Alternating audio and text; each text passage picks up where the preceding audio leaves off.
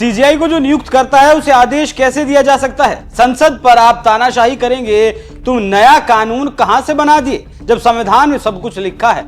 आप इस देश को अराजकता की तरफ ले जाना चाहते हैं और अराजकता इस देश में बर्दाश्त नहीं होगी। ये कुछ अंश हैं बीजेपी सांसद निशिकांत दुबे के उस बयान के जिसमें सुप्रीम कोर्ट के सीजीआई को देश में गृह युद्ध छेड़ने के लिए जिम्मेदार बताया गया है।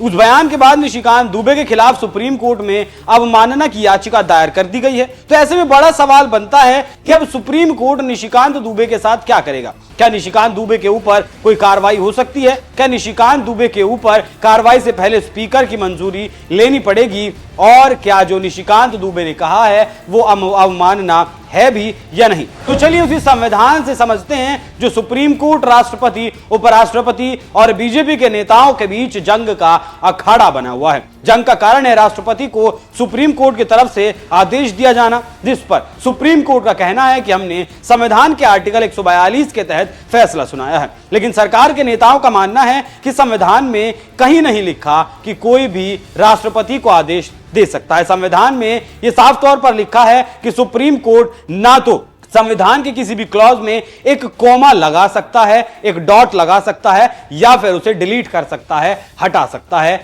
सुप्रीम कोर्ट का जो काम है वो संविधान की सिर्फ समीक्षा करना है। खैर, कई दिन से यह विवाद चल रहा है और इस विवाद को चलते निशिकांत दुबे ने सुप्रीम कोर्ट से ढेर सारे सवाल पूछ लिए, जिसके लिए अब सवाल है कि सुप्रीम कोर्ट सांसद के खिलाफ क्या कार्रवाई करेगा। तो इसकी व्याख्या संविधान के अनुच्छेद 105 में की गई है। हालांकि इस अनुच्छेद के तहत सांसदों को कुछ विशेषाधिकार भी दिए गए हैं, जैसे अगर सांसद संसद के भीतर कोई बयान देता है तो उसके ऊपर कोई कार्रवाई नहीं होगी, लेकिन अगर संसद के बाहर कोई बयान दिया जाता है तो कार्रवाई की जा सकती है। और निशिकांत दुबे यहीं फंस जाते हैं। अब समझिए, निशिकांत दुबे की अगर संसद का बयान सदन के भीतर दिया गया हो तो उस पर कार्रवाई के लिए लोकसभा या राज्यसभा के स्पीकर या फिर चेयरमैन की इजाजत लेना जरूरी होता है। लेकिन अगर सदन के बाहर यह बयान दिया गया है तो सीधे कानूनी कार्रवाई संभव है।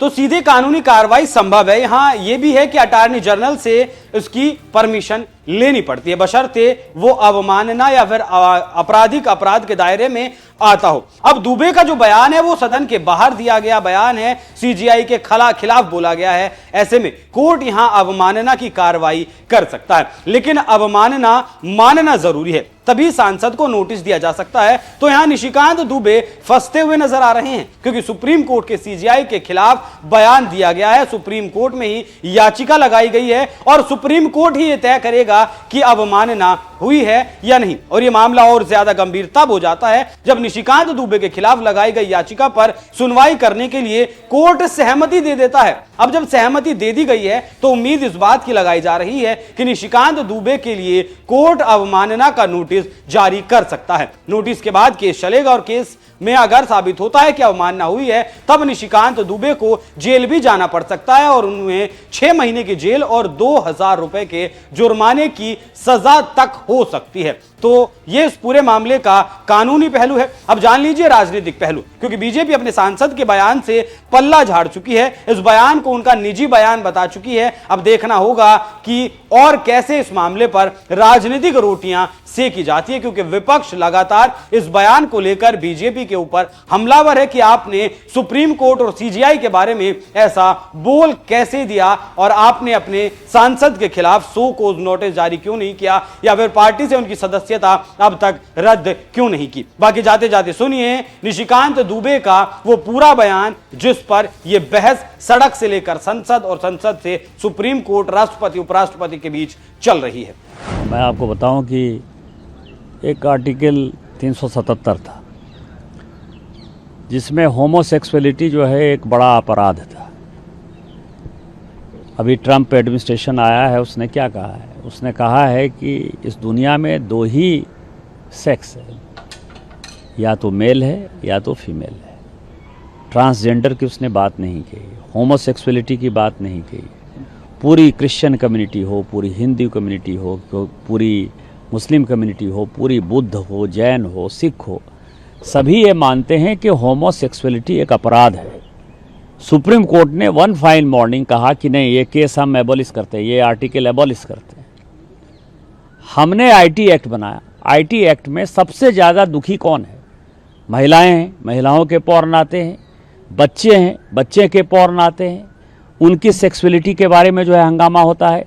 एक दिन सुप्रीम कोर्ट खड़ा होता है, वो कहता है 66 से ख़त्म कर दिया हमने, आईटी एक्ट ख़त्म कर दिया।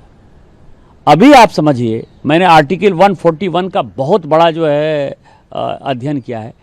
आर्टिकल 141 कहता है कि हम जो कानून बनाते हैं, हम जो जजमेंट देते हैं, वो लोअर कोर्ट से लेकर सुप्रीम कोर्ट तक लागू है। लोअर कोर्ट से लेकर सुप्रीम कोर्ट तक लागू है, लेकिन कानून बनाने वाला जो है, आर्टिकल 368 क्या कहता है? आर्टिकल 368 कहता है कि इस देश के संविधान को, पार्लियामेंट को सभी कानून बनाने का अधिकार है। कानून की व्याख्या करने का अधिकार सुप्रीम कोर्ट का है। वो कह रहा है कि 3 महीने में जो है राष्ट्रपति बता दें कि क्या करना है, 3 महीने में गवर्नर बता दें कि क्या करना है, और उसके बाद आज जो है ये देश राम, कृष्ण, सीता, राधा, द्वादश ज्योतिर्लिंग से लेकर 51 शक्तिपीठ का है। सनातन की परंपरा है, लाखों साल की परंपरा है। आप जब राम मंदिर का विषय होता है तो आप राम मंदिर में कहते हो कि कागज़ दिखाओ, कागज़ दिखाओ। कृष्ण जन्मभूमि का मामला आएगा मथुरा में तो कहोगे कागज़ दिखाओ। आप जब शिव की बात होगी, ज्ञानवापी मस्जिद की बात आएगी, कागज़ दिखाओ। और आज केवल आप मुगलों के आने के बाद जो मस्जिद बने हैं उसके लिए कहते हैं कि आप कागज़ कहाँ से दिखाओ। इस देश में धार्मिक युद्ध भड़काने के लिए केवल और केवल सुप्रीम कोर्ट जिम्मेवार है। सुप्रीम कोर्ट का एकमात्र उद्देश्य है, show me the face will show you the law. Supreme court अपनी सीमा से बाहर जा रहा है। सुप्रीम कोर्ट की सीमा ये है कि भारत का संविधान जिस कानून को बनाया, उस कानून की उसको व्याख्या करनी है, और यदि वो व्याख्या नहीं कर सकती है और सब कुछ के लिए सुप्रीम कोर्ट जाना है, तो इस संसद का कोई मतलब नहीं है, विधानसभा का कोई मतलब नहीं है, उसको बंद कर देना चाहिए। जो अपॉइंटिंग अथॉरिटी है उसको आप निर्देश कैसे दे सकते हैं? भारत के चीफ जस्टिस का अपॉइंटमेंट भारत का राष्ट्रपति करता है। इस देश का कानून भारत का पार्लियामेंट बनाता है। उस पार्लियामेंट को आप डिक्टेट करेंगे? 5 जज बेंच की, जो मैं आपको बताऊं कि नज़ीर की एक जजमेंट है, 1942 की प्रिवी काउंसिल की जजमेंट है। उसमें यह कहा गया कि जहां कानून नहीं लिखा हुआ है उसके बारे में यदि प्रिवी काउंसिल या सुप्रीम कोर्ट कोई जजमेंट देती है तो बात समझ में आती है। यहां पूरा जजमेंट लिखा हुआ है कि राष्ट्रपति का क्या अधिकार है, उपराष्ट्रपति का क्या अधिकार है, प्रधानमंत्री का क्या अधिकार है, हमारे पार्लियामेंट का क्या अधिकार है, हमारे सुप्रीम कोर्ट का क्या अधिकार है, हाई कोर्ट का अधिकार है। जब सब कुछ लिखत पढ़त में है तो तुम नया कानून कैसे बना दिया? 3 महीना कहां से लेके आ गए कि राष्ट्रपति को 3 महीने के अंदर फैसला करना है? ये किस कानून में लिखा हुआ है? इसका मतलब यह है कि आप इस देश को एनार्की की तरफ ले जाना चाहते हो, और एनार्की जो है इस देश में बर्दाश्त नहीं होगी। जब नया कानून आएगा, जब नया पार्लियामेंट बैठेगा, इसके ऊपर विस्तृत चर्चा होगी, और फिर से नेशनल जुडिशियल अकाउंटिंग सिस्टम जो हमने NJAC बनाया था, जिसमें कि राष्ट्रपति का चुनाव कैसे होगा, प्रधानमंत्री का कैसे चुनाव होगा, वो तो संविधान में लिखा हुआ है, लेकिन आपके भाई भतीजावाद के आधार पर जज का चुनाव नहीं होगा। शेड्यूल कास्ट जज नहीं है, शेड्यूल ट्राइब जज नहीं है, OBC जज नहीं है। मैक्सिमम 78-80% जो है, 78-80% जो है केवल और केवल जो है सवर्ण जाति के जो है जज बैठे हुए हैं, और आप अपना कानून चलाओगे। ये कानून नहीं चलेगा। इस देश में जितने गृह युद्ध हो रहे हैं उसके जिम्मेवार केवल यहाँ के chief justice of India Sanjeev Khanna साहब हैं।